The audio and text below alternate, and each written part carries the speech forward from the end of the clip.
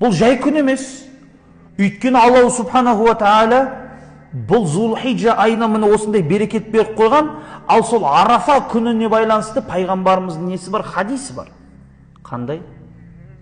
Кәдімгідей Сахих Муслимда, Бухарида келеді, Муслимдарда келетін, кімде кім ол күні ораза ұстаса, оның өткен және де келер күнәлары кешіріледі дейді. Өткен және де келер күнәлары кешіріледі дейді. Бір күн оразамен да. Бірақ қажылықтағылар ораза ұстамайды. Қажылықтағылар ол күн ораза ұстамайды, өйткені олар Арафа деген жерде болады. Қазір біздің қажылар дайындалып жатыр. Қазір шатаспасам, олар ертең ба Минаға шығады, ертең Минаға шығады олар. Ертең басталады, ихрамды киіп алып, жүру ертең басталады, теманы бар. Сосын олар Арафа деген жерге болады. Арафа деген үлкен бір аумақ. Жезқазған деген сияқты ғой. Бірақ Жезқазған сияқты үлкен емес, бірақ үлкен бір аумақта олда. Сол жерде, Арафа деген жерде не бар? Джабалу Рахма деген жер бар, тау бар да. Көп адамдар соны Арафа тауы деп шатастырып алады. Арафа тауы емес ол. Арафа деген түгелдей жер. Пайғамбарымыз айтты, кімде-кім Арафатқа бармаса, оның қажылығы жоқ дегенді. Қажылықта Арафатта тұру міндет болып табылады. Енді қараңыздар, Арафа деген жер бар. Бүкіл мұсылмандарға сол жерге болуы міндетті. Пайғамбарымыз саллаллаху алейхи уассалам айтады, сондай ешқандай күн жоқ, Арафа күні сияқты адамдар тозақтан көп болып босатылған, ондай күн жоқ дейді басқа. Ғалымдарымыз бір ауыз сөзден келіскен сол себепті. Кейбіреулер не деген?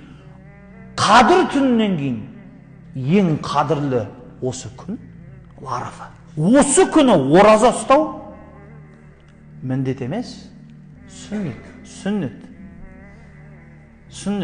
Дұрыс пікір бойынша. Біз сол күні ораза ұстаймыз. Өйткені сол уақытта біздің қажылар дұға қылып жатады, қиналып. Пайғамбарымыз айтады, Арафатта тұрып, дұғам қабыл болмайды-ау деп күмәндану күнә дейді. Дұғам қабыл болмайды-ау деп күмәнданып қалудың өзі кішкентай үлкен күнәға барады. Сол күні Алла тағала тозақтан босатады.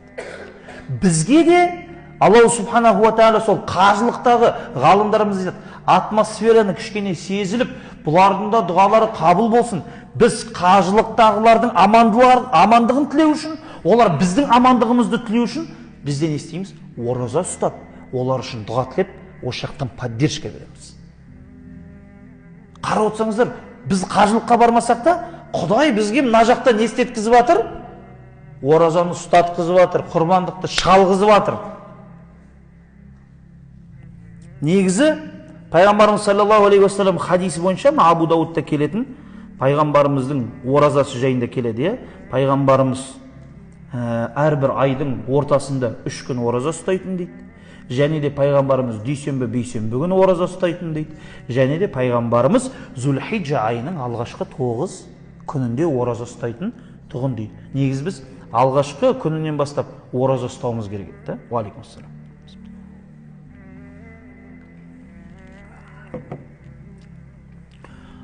Бір күн ораза ұстайсыз, Аллах субханаху ва тағаладан сондай сауап болады.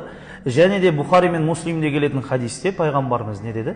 Айт күндері ораза ұстауға болмайды деді. Ораза күнде, айт күндері, құрбан айт күндері ораза ұстау, макрух тахрима, немесе кейбір ғалымдардың тіпті сөзі бойынша харам деп айтқан. Ауыз ашық болу керек. Өтірік тақуалыққа салынуға болмайды ол күндері. Және де неге ол жерді Арафа деп атады деген кезде ғалымдарымыз түрлі пікірлер айтады. Соның біреуі сол танысатын жер. Арафа деген танысу деген сөз ғой. Танысу, білісу. Енді кейбір риуаяттар бойынша сол жер Адам мен Хауа анамыздың қайттан қауышқан жері деп енді тарихшылар сөйтіп күнде айтады. Имам Байхақи Табаранида жететін хадисте тағы да мынандай сөз келеді. Айша анамыз Масруқ деген табиғанға бүйтіп айтқан екен.